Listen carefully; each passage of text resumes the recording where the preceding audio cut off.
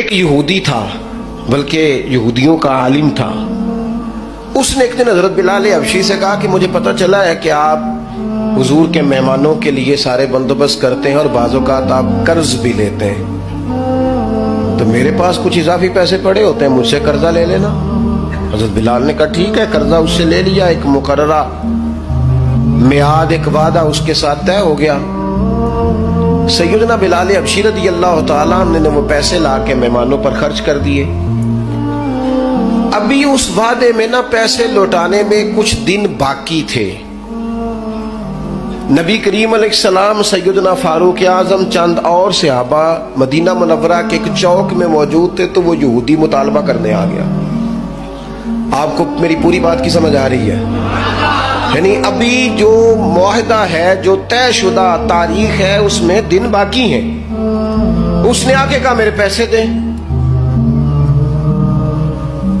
تو نبی پاک علیہ السلام نے فرمایا ابھی تو وعدے میں وقت باقی ہے. اس نے معاذ اللہ سخت باتیں کرنی شروع کر دی، سخت. اب آپ کے پاس دلیل بھی ہو، آپ سچے بھی ہوں، وعدے میں ٹائم بھی ہو، تو کسی کی سخت بات سنی جاتی ہے. اور جہاں بھائی وعدہ آئے گا تو دیکھی جائے گی تیری اتنی ضرورت. اب جب اس نے سخت بات کی تو سیدنا عمر فاروق نے تلوار پہ ہاتھ رکھا. حضرت عمر ہے نا، شیر ہے نا اللہ رسول کے، ہاتھ رکھا تلوار پر. تو نبی پاک علیہ السلام نے فرمایا عمر جلدی نہ کر. بڑی بردباری سے، حلیمی سے، اطمینان سے، سکون سے. حضور فرمانے لگے عمر اس نے پیسے لینے ہیں، وہ مطالبہ کر سکتا ہے، تمہیں چاہیے تھا کہ تم اسے کہتے ذرا نرمی کر، مجھے کہتے پیسے ادا کر دے. حضور فرمانے لگے اب اس طرح کرو، اس کے ساتھ جاؤ، فلاں جگہ کھجوریں پڑی ہیں، جتنا اس کا قرض ہے اتنی کھجوریں تول کے دے دو، اور یہ جو تم نے تلوار پہ ہاتھ رکھا ہے نا، اسے ڈرایا ہے، تھوڑی کھجوریں زیادہ بھی دے دینا. آپ کا بردبار ہونا، حلیم الطبع ہونا، مزاج میں ٹھہراؤ ہونا، سکون ہونا، یہ بڑا بندے کو نا وفادار بنا دیتا ہے.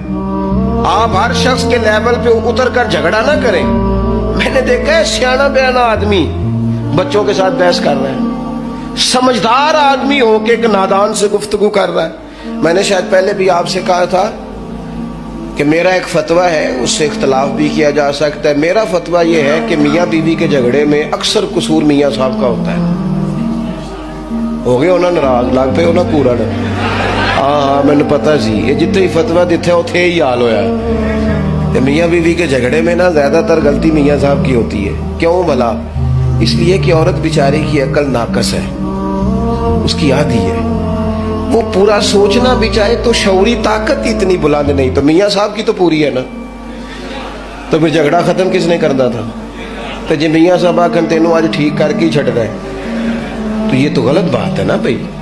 آپ یہ دیکھیں کہ اللہ تبارک و تعالیٰ نے مرد کو عورت پر افسر بنایا ہے. آپ کو چاہیے تھا آپ کا حوصلہ بھی بڑا ہوتا، آپ دلیر ہوتے، بڑی ساری غلطیاں درگزر کرتے، محبت کا لہجہ اختیار کرتے. آپ کو یہ حق حاصل نہیں تھا کہ آپ بے جا سختی کرتے. آپ کی توجہ ہے میری بات پر؟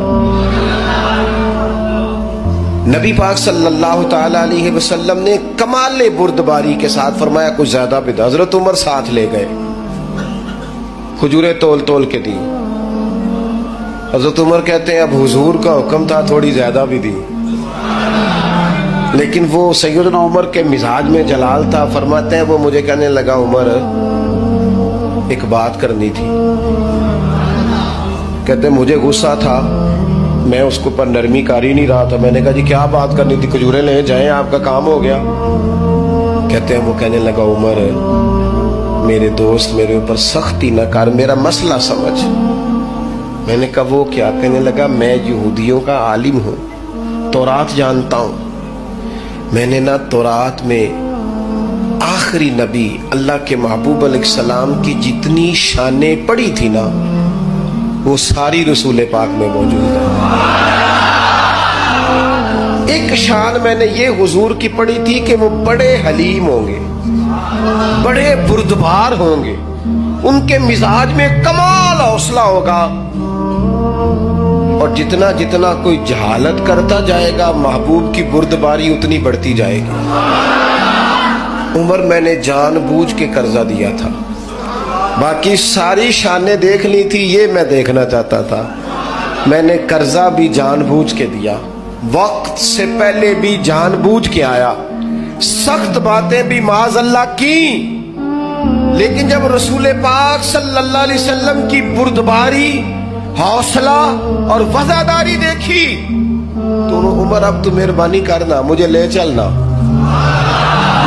مجھے نبی پاک سے معافی بھی لے کے دے دے اور رسول پاک کا کلمہ بھی پڑھوا دے.